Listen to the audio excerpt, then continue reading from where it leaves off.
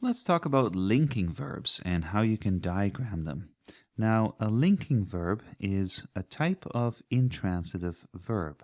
So as you might recall, a transitive verb has a direct object and an intransitive verb does not.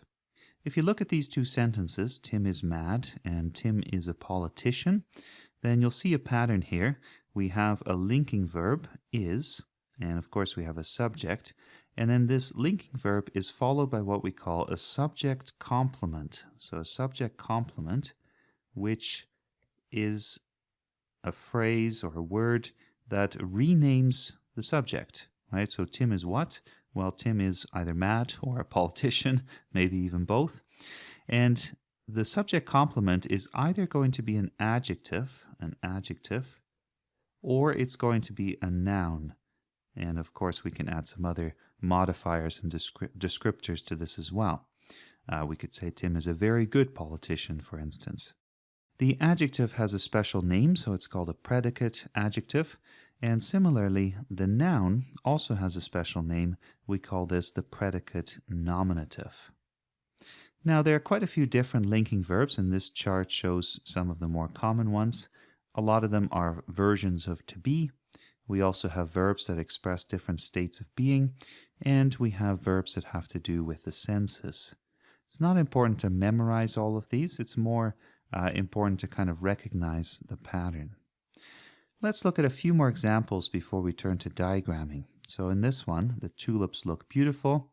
Okay, so beautiful is our linking verb, and then beautiful describes the tulips, right? It renames them.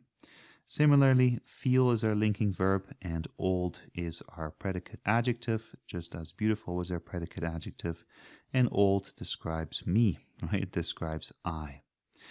The last sentence here I've included as a kind of, not a warning so much, but just a kind of watch out, because sometimes verbs that can be linking verbs can also act as other types of verbs.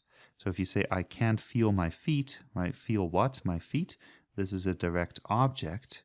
So my feet here is not really describing I, right? They're already part of me.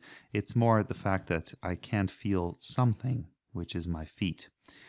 That's important because every time we see a verb or any part of speech, we have to be very careful that we don't assume that we know what it's doing. We always have to look at the context to see what's going on. All right, let's do some diagramming now, and we'll start with our first two sentences here. Tim is mad and Tim is a politician. As you can see here, what we've done is we've drawn a line on a 45-degree angle, and this is pointing back towards the subject. The idea is by drawing this line kind of pointing back, we can show that our subject complement is describing the subject and that it's different from a direct object. All right, let's add another one here, and we're just going to complicate it a little bit. So in this case, we're going to use a coordinating adjective and to say Tim is a politician and a friend. So nothing too much new here, but it just shows you that in this case we have two subject complements joined with and over here. And in this way, we can kind of combine them together after our 45-degree angle line.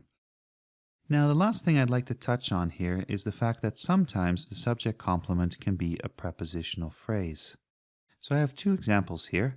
Our first sentence reads, they felt at home, and our second sentence reads, she is in her element. In both cases, what we see is that the prepositional phrase describes the subject. So they, right, they're feeling at home. Feeling is one of these linking verbs that have to do with the senses. And then the second one, in her element, really describes she. Now, because we have an entire phrase here, a whole bunch of information, we have placed this prepositional phrase in each case on a pedestal, as you can see. And that way it's not confusing. That way it's clear that all of this as a unit functions as the subject complement. But I do want to point out that the prepositional phrase is not always functioning as a subject complement if it comes after a linking verb. So we'll end with one final example here. In the sentence, she looked in the mirror, in this case, in the mirror describes the verb, right? Looked where? In the mirror. So I would probably put this under the line, okay?